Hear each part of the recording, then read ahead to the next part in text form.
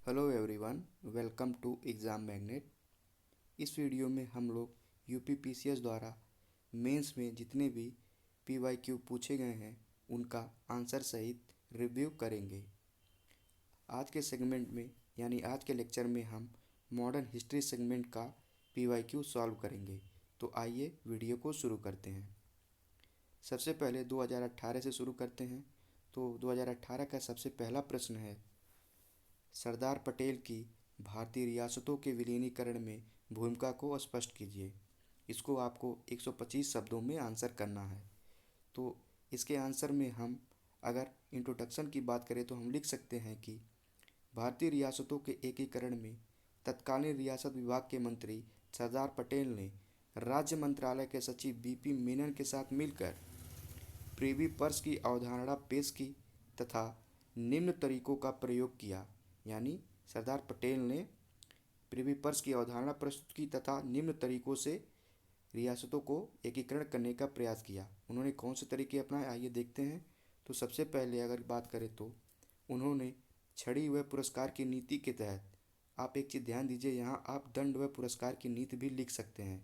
यानी दंड व पुरस्कार की नीति के तहत रियासतों से उनके सीमित अधिकार, कौन से अधिकार, जैसे प्रतिरक्षा, विदेश एवं संचार को त्यागने की अपील की तथा ऐसा न करने पर जनता के आंदोलन के समय सरकार की कठोर दृष्टि अपनाने के प्रति सचेत भी किया।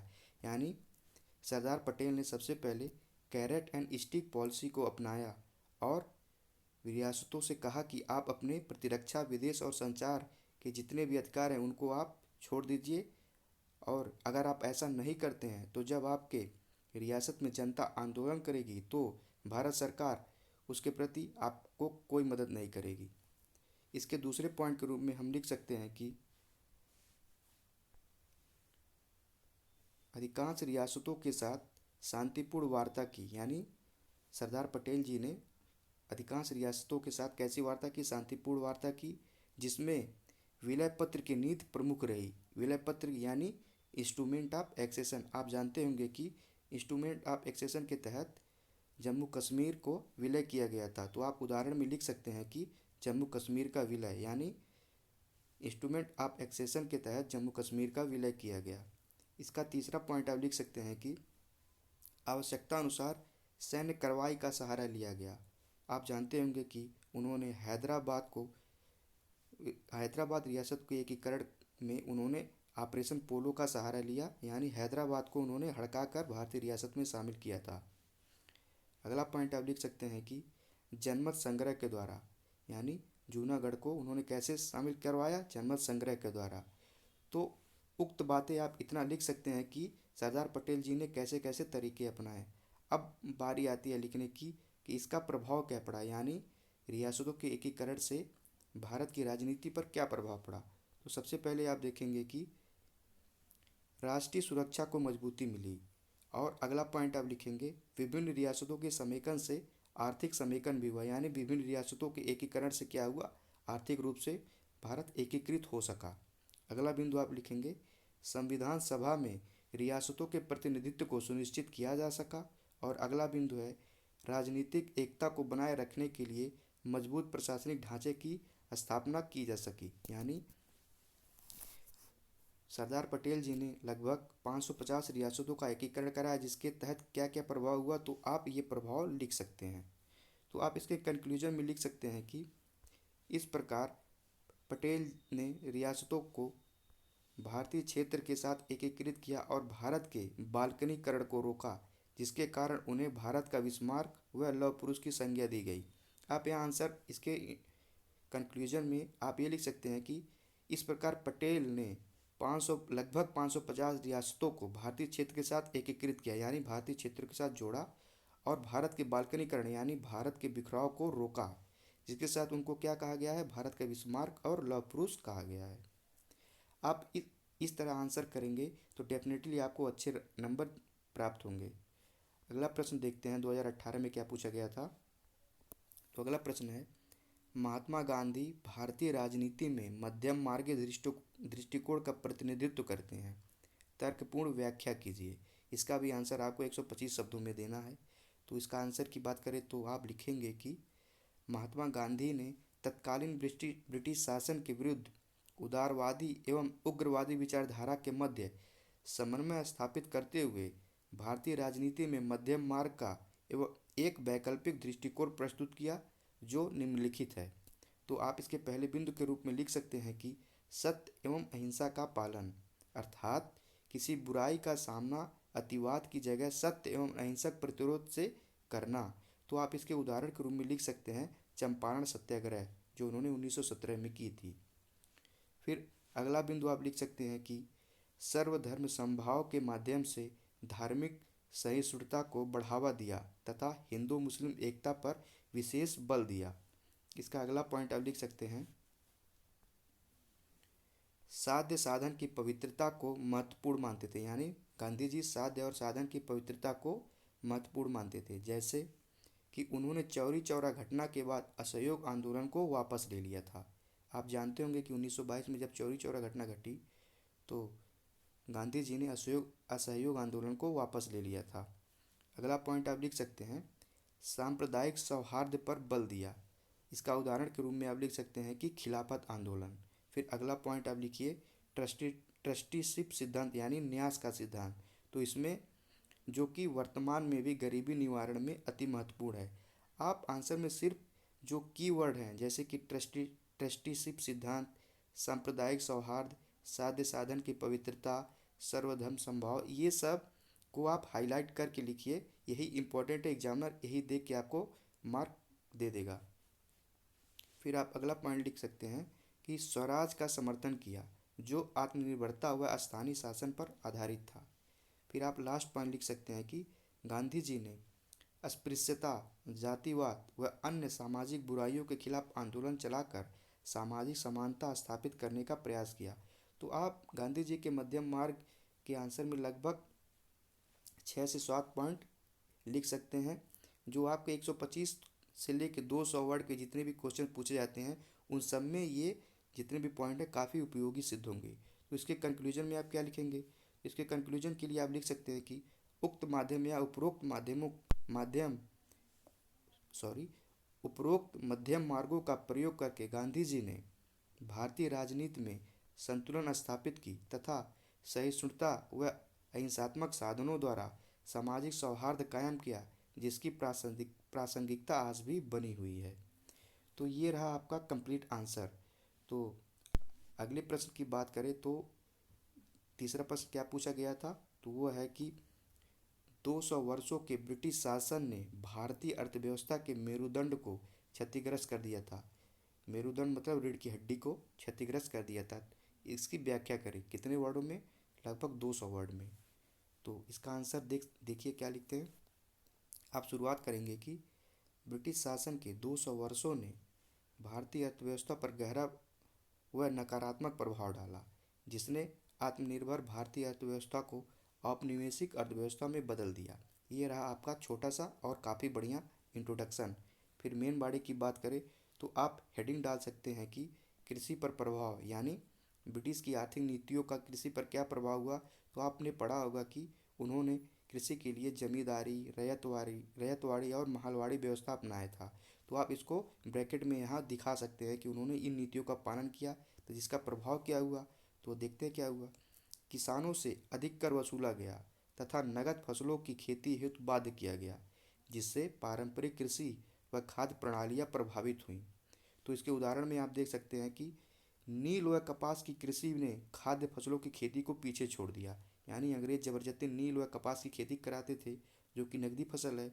इससे क्या हुआ, खाद्य फसलों की जो खेती थी वो पीछे हो गई, यानी खाद्यान्न उत्पादन कम होने लगा, जिसका परिणाम क्या हुआ, भुखमरी और अकाल की स्थितियाँ उत्पन्न हो गई। तो उदाहरण में आप ये भी देख सकते हैं कि बंगाल, उड़ीसा व मद्रास में बड़े अकाल से लाखों लोगों की मृत्यु हुई। फिर एक पॉइंट आप यहाँ और देख सकते हैं कि किसान मजदूर बन गए। कैसे मजदूर बन गए? क्योंकि अंग्रेजों ने जमींदारी प्रथा लागू की, यानी मालिक जमींदारों को बना दिया गया भूमि का, और किसान को सिर्फ मजदूरों की तरह वहाँ काम कराया जाता था। तो आप ये पॉइंट भी लिख सकते हैं। फिर आप अगली हेडिंग डालेंगे औद्योगिक पतन, यानी उनकी आर्थिक नीतियों के कारण क्या हुआ, औद्योगिक पतन हुआ। तो आप इसमें लिख सकते हैं कि भारतीय हस्तशिल्प और कुटीर उद्योगों को ब्रिटिश वस्त्र व अन्य उत्पादों ने प्रतिस्थापित कर दिया, जिससे लाखों कारीगर बेरोजगार हो गए। यानी भारत में जो भारतीय अर्थव्यवस्था की रीढ़ कही जाती थी, हस्तशिल्प व कुटीर उद्योग, वही अंग्रेजों ने खत्म कर दिया। अगला पॉइंट आप लिखेंगे व्यापार और वाणिज्य, यानी व्यापार और वाणिज्य पर इनकी आर्थिक नीतियों का प्रभाव क्या रहा। तो आप लिखेंगे इसमें 1813 के अधिनियम ने मुक्त व्यापार को प्रोत्साहन दिया, जिसका परिणाम क्या हुआ कि फलस्वरूप भारत को कच्चे माल का निर्यातक तथा विनिर्मित वस्तुओं का आयातक बना दिया गया। आप इसके आंसर में ये छोटा सा जो डायग्राम है आप इसको बना सकते हैं कि ब्रिटेन से विनिर्मित वस्तु भारत आ रही है और भारत से कच्चा माल ब्रिटेन जा रहा है। फिर अगला प्रभाव क्या हुआ, आधारभूत संरचना का विकास, यानी रेलवे, सड़कों, टेलीग्राफ जैसी आधारभूत संरचनाओं का विकास ब्रिटिश साम्राज्य के व्यापारिक हितों की पूर्ति हेतु किया गया। यानी उन्होंने ये जो बेसिक इंफ्रा है इनका विकास तो किया, लेकिन उनका उद्देश्य क्या था कि वे अपने व्यापारिक हितों को साधना चाहते थे, ना कि भारतीयों को हित के चाहते थे। इसके में एक भी पॉइंट और लिख सकते हैं कि रेलवे व अन्य उद्योगों के माध्यम से धन की निकासी, यानी ड्रेन ऑफ वेल्थ से भारत में गरीबी व पिछड़ापन बढ़ा। तो आप इतने पॉइंट्स लिख सकते हैं। तो आप कंक्लूजन में यहाँ दीजिए कि इस प्रकार ब्रिटिश औपनिवेशिक नीतियों ने भारतीय अर्थव्यवस्था की जड़ों को हिला दिया, जिससे उभरने में स्वतंत्रता उपरांत भी दशकों लग गए। यानी आप जानते हैं कि लगभग हम 1991 तक अपनी अर्थव्यवस्था के लिए संघर्ष करते ही रहे। 1991 के बाद ही कोई कुछ अपनी दिशा बदली। तो आप इतने सारे पॉइंट्स आप इसके आंसर में लिख सकते हैं। दोस्तों, आशा करता हूँ कि आपको वीडियो अच्छा लग रहा होगा। डेफिनेटली इसको तैयार करने में बहुत सारे नोट्स का हेल्प लिया गया है, कई सारे मॉडल आंसर देखे गए हैं, तब जाके ये नोट्स तैयार किया गया है। आप इसको एज इट इज़ नोट्स भी बना सकते हैं और कई बार रिवाइज कर सकते हैं, क्योंकि यूपीपीसीएस में पीवाईक्यू को रिपीट करने की परंपरा रही है, जो आगे भी रहेगी। तो 2018 में जो उन्होंने चौथा प्रश्न क्या पूछा था वो देखते हैं। 1857 का विद्रोह भारतीय इतिहास में एक निर्णायक मोड़ था। इसको आपका विश्लेषण करना है। विश्लेषण का मतलब ये होता है, एनालिसिस का मतलब कि आप उसको पॉजिटिव नेगेटिव दोनों पक्ष को सामने रखिए। तो इसका 200 वर्डों में आपको आंसर करना है। तो इसके इंट्रोडक्शन में लिख सकते हैं कि 1857 का विद्रोह, जिसे प्रथम स्वतंत्रता संग्राम भी कहा जाता है, यानी कुछ इतिहासकारों ने इसे प्रथम स्वतंत्रता संग्राम भी कहा जाता है, भारतीय इतिहास में जल विभाजक घटना साबित हुई, जिसने जनता में राष्ट्र के प्रति एकता की भावना पैदा की तथा अंग्रेजों को भारत में अपने अस्तित्व और अपने काम करने के तरीकों पर पुनर्विचार करने के लिए प्रेरित किया। तो सब एक आप हेडिंग डालेंगे कारण या प्रभाव। तो आप देख इसमें लिखिएगा कि सामाजिक, आर्थिक, धार्मिक जैसे कि इनफील्ड राइफल का प्रयोग और सैन्य असंतोष के कारण यह विद्रोह भड़का। ये आप तत्कालिक, ये मतलब ये मुख्य कारण रहे जिसके कारण ये विद्रोह भड़का। तो आप क्वेश्चन में ये नहीं पूछा है कि विद्रोह के कारण क्या थे, तो आप इसको सिर्फ बहुत शॉर्ट में लिखेंगे, जिसके निम्नलिखित प्रभाव पड़े, यानी इसका क्या प्रभाव हुआ। तो आप इसको पॉइंट वाइज लिख सकते हैं कि क्या क्या प्रभाव हुआ। तो सबसे पहले आप लिखेंगे कंपनी शासन का अंत करके भारत को राज्य सचिव और 15 सदस्यीय परिषद के माध्यम से ब्रिटिश क्राउन के नाम पर शासित किया जाने लगा। यानी कंपनी के शासन को खत्म कर दिया गया और अब शासन सीधे ब्रिटिश क्राउन के हाथों होने लगा। फिर अगला पॉइंट लिखेंगे भारत के गवर्नर जनरल के पद को वायसराय के पद से स्थानांतरित कर दिया गया। तो उस समय भारत का पहला वायसराय कौन बना, लॉर्ड कैनिंग। आप एग्जाम्पल में भी उसको लिख सकते हैं। फिर तीसरा पॉइंट लिख सकते हैं इसमें कि सैन्य पुनर्गठन, यानी अंग्रेजों ने अपनी जो आर्मी थी उनको रीस्ट्रक्चर्ड किया। तो उसमें उन्होंने क्या परिवर्तन किया, भारतीय ब्रिटिश अनुपात को, यानी भारतीय सैनिक और ब्रिटिश सैनिक के अनुपात को 5:1 से 2:1 कर दिया। यानी पहले अगर एक ब्रिटिश सैनिक था, उसके साथ 5 भारतीय सैनिक थे, उनको परिवर्तित करके अब एक ब्रिटिश सैनिक के साथ यानी सिर्फ 2 भारतीय सैनिक को किया गया, यानी ब्रिटिश सैनिकों की संख्या बढ़ा दी गई। अगला पॉइंट आप लिखेंगे अंग्रेजों ने भारत के सामाजिक रीति रिवाजों व धार्मिक परंपराओं में हस्तक्षेप करना बंद कर दिया। आप इससे पहले पढ़े होंगे कि 1857 से पहले उन्होंने 1829 में सती प्रथा बंद कराई, 1855-56 में ये जो विडो री मैरिज एक्ट है इसका प्रोविज़न इन्होंने किया, तो इससे भारत का कल्चर कहीं ना कहीं वो इंटरफेयर करते थे। फिर अंग्रेज़ों ने इतना किया कि अब वे भारतीय परंपरा या रीति रिवाज में कोई हस्तक्षेप नहीं करेंगे। अगला क्या प्रभाव पड़ा? 1861 का भारतीय सिविल सेवा अधिनियम उन्होंने पास किया, जिसके तहत प्रशासन में भारतीयों को शामिल किया जाने लगा। यानी जो वहाँ का प्रशासन था, यानी सिविल सेवा, उसमें अब भारतीयों को भी प्रवेश दिया जाने लगा। इसके साथ अगला आप लिखेंगे, विद्रोह ने भविष्य के स्वतंत्रता संग्रामों के लिए एक मार्ग प्रशस्त किया। उदाहरण के रूप में आप लिखेंगे कि 1885 में कांग्रेस यानी भारतीय राष्ट्रीय कांग्रेस की स्थापना, जिसने स्वतंत्रता संग्राम को संगठित रूप दिया। फिर अगला पॉइंट लिखेंगे, हिंदू व मुस्लिम एकता परिलक्षित हुई। यानी आप जानते होंगे कि 1857 के आंदोलन में हिंदू व मुस्लिम ने बराबर प्रतिरोध किया था। तो इसके कंक्लूजन में फिर आप लिख सकते हैं कि उक्त विवरण से स्पष्ट है कि 1857 के विद्रोह ने भारतीय समाज में राष्ट्रीयता और एकता की भावना को मजबूत किया, जिसने आगामी स्वतंत्रता आंदोलन की नींव रखी और भारत स्वतंत्रता प्राप्त कर सका। तो दोस्तों ये रहा 2018 का पूरा मॉडर्न हिस्ट्री का PYQ, जिसको हमने काफ़ी अच्छी तरीके से इसको पढ़ा। तो दोस्तों ऐसे ही आप PYQ का अच्छे से नोट्स बना लीजिए, इसको एज इट इज ले लीजिए। इसका मैं PDF लिंक दे दूंगा अपने कमेंट बॉक्स में या फिर डिस्क्रिप्शन में, आप वहां से जाके इसका PDF ले लीजिएगा और इसको सेव कर लीजिएगा या एज इट इज इसको नोट्स बना लीजिएगा। आप डेफिनेटली देखेंगे कि आपको मेंस में काफ़ी सारे क्वेश्चन इन नोट्स से ही डायरेक्ट मिलेंगे, जो आपके रैंक व मार्क्स को ज़रूर बढ़ाएगा। आज के वीडियो में इतना ही। वीडियो देखने के लिए धन्यवाद।